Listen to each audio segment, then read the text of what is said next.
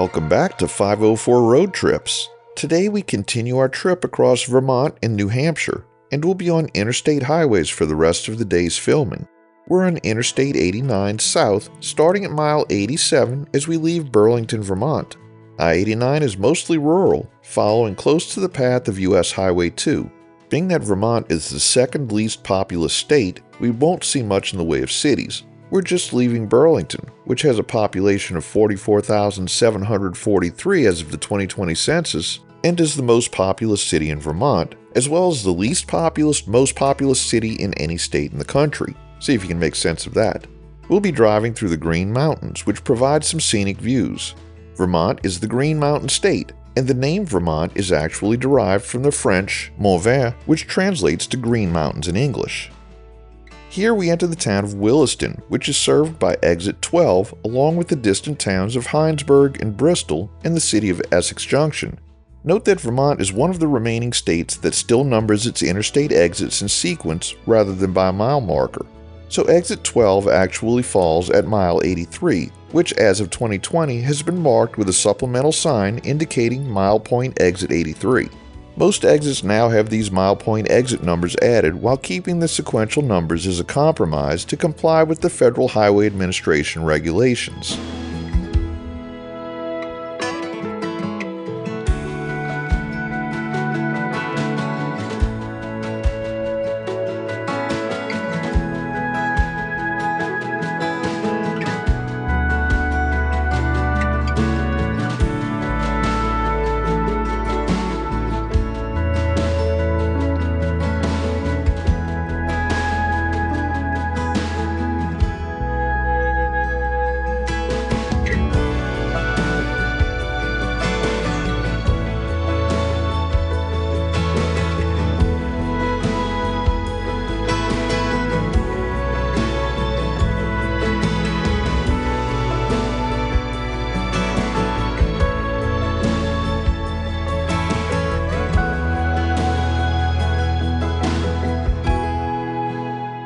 On the right, we see an at-grade junction blocked off by a gate with a sign reading emergency vehicles only. I can only assume that this is used by snowplows or other official vehicles during snow emergencies, but I can't find any other such access points along the interstate, so it remains a mystery. If you know what it's used for, please comment below.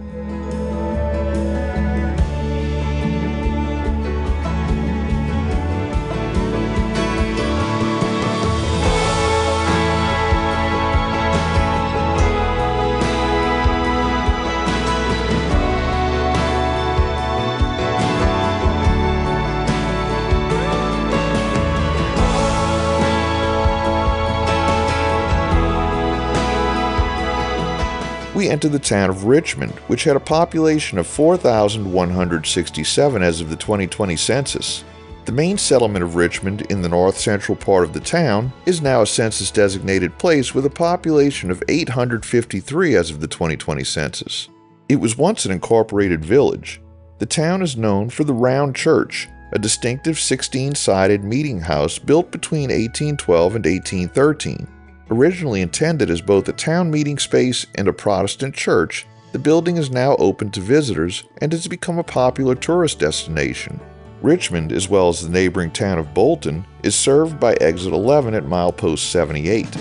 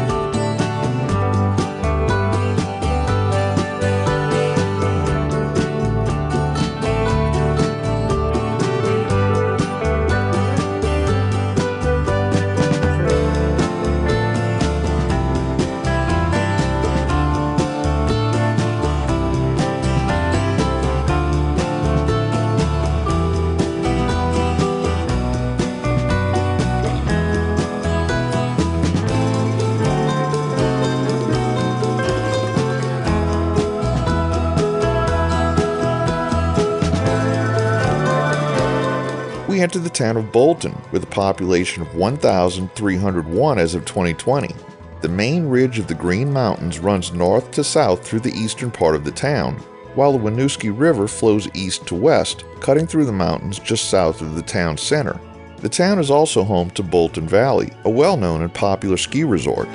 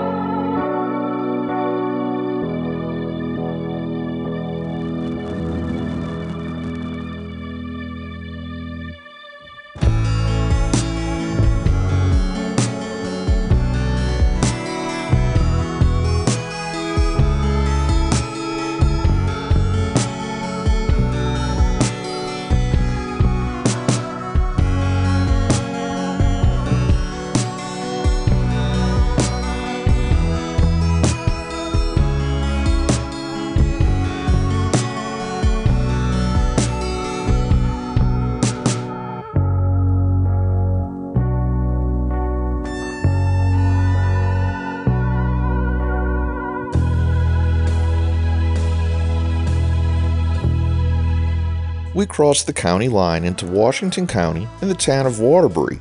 Washington County had a population of 59,807, making it the third most populous county in Vermont.